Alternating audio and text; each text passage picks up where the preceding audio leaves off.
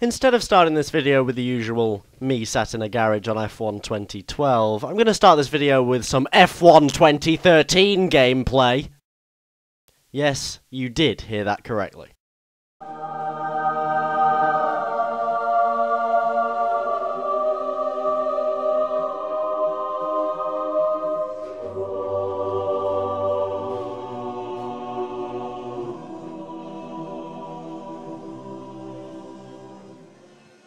Now, before you ring up Codemasters' legal department, just let me clarify I have been given permission to do this. I was invited, along with a few other YouTubers, by Luke Spring, who's the Codemasters community manager, to the 2013 press release, and we got to play the game a little bit and record some over-the-shoulder footage.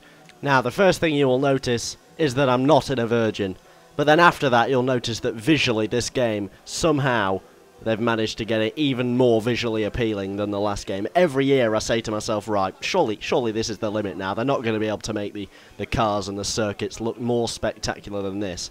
I said that when F1 2012 came out, but somehow, even if this camera shot doesn't do it as good justice, they've managed to make it look even better. Now, this is where we get into a bit of a problem, really, because, well, reviewing how the cars drive and behave and act in general year on year is not really my forte, because I spend most of my time in the gravel traps and going wide. But what I will say is that in my limited time driving actually 2013 cars, that statement will make sense in about 2 minutes time. But in my limited time actually driving cars from the 2013 game, I did notice handling improvements, visual improvements, just general all-round improvements all over the show. And they also did tell me that there will be no demo for this game, which is, well, they said basically they thought their time was better spent elsewhere, and I agree with them. And they also said that F1 2013 will not be released on the Xbox One and the PS4, which I'm actually thrilled about, because it means we can all wait a year before the prices have dropped dramatically, before we have to splash the cash on the new next-gen consoles. So that's a brilliant call there, Codemasters. Yeah, well done everybody. Yeah, fantastic. Well done. Yeah, brilliant. So now you've seen a lap of F1 2013 in an F1 2013 car with terrible lack of depth analysis from myself. Let's get on to the real big news regarding this year's F1 game. And I really do mean big news. Huge news. Massive news. Absolutely horrendously big. That's what she said.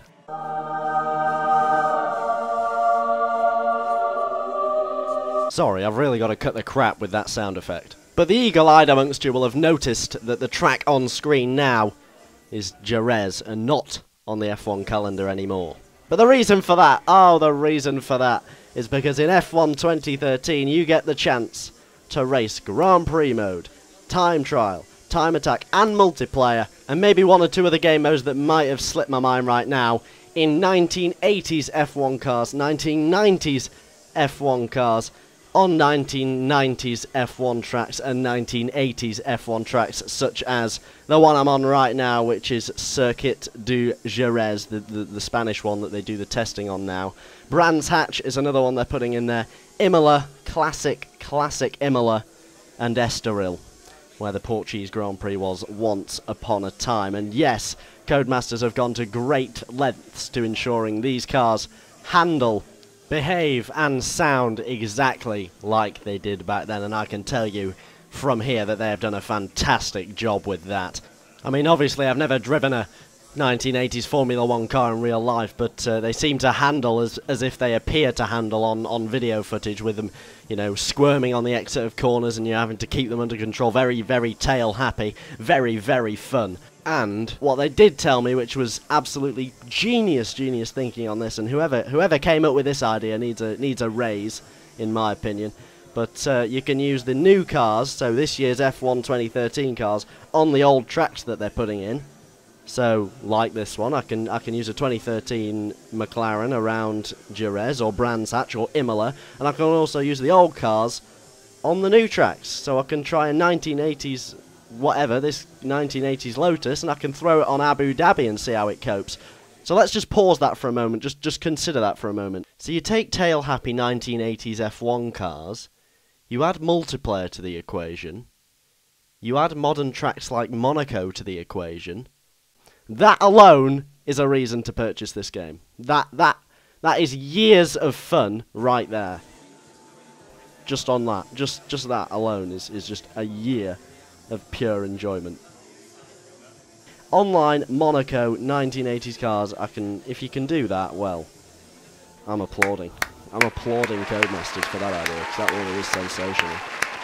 If you can do that, obviously, I'm pretty sure what I'm saying here is accurate, but there might be slight inaccuracies with my obviously the tracks that I've mentioned are all right, so I've got them written down here, but you know, there might be slight little things that I say that might not be true, because I might be putting, you know, 2 and 2 together and getting 5, because they told us that the 1980s cars can be done on multiplayer.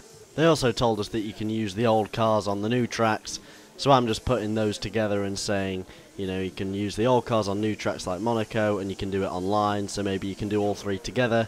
At the very least, I expect you'd be able to do it in a custom race, even if you can't do it in a public online lobby.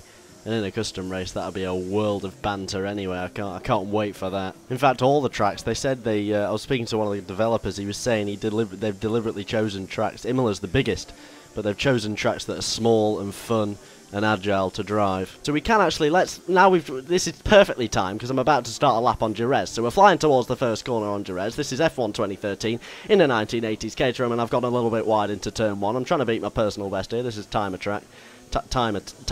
trial for about the 4th time trying to say that. So I mean, I've gone through turn 2 and 3. It's not gone too badly here. You're getting a bit of a taster of what the Circuit de Jerez looks like on the new game, and I can tell you the curbs are very, very big and vibrant. Oh, I've got it wrong. I've spun it. No, that's gone. And that's gone badly wrong. But forgive me for poor driving. You know, as I've previously said, these cars are very tail happy, very.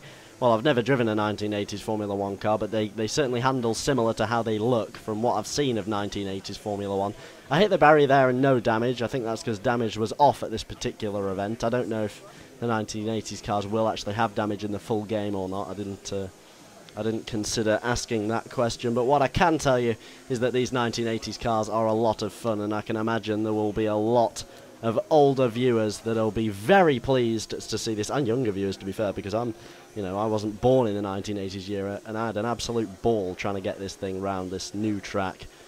Well, I say new, actually old track, but brought to the fore, and it's great to see, because we knew with F1 2013 that the calendar was pretty much the same, apart from Valencia wasn't on it anymore, and Germany was changing tracks. So I sort of thought in the back of my mind that they did need to do something to jazz it up a bit, or it could get boring, and this certainly fits the bill. 4 new tracks, all brilliant tracks as well, and having cars that handle differently to the modern F1 cars, and being able to use the older cars on the new tracks, and the new cars on the old tracks, and being able to do it on multiplayer with your friends. It's just all so fantastic.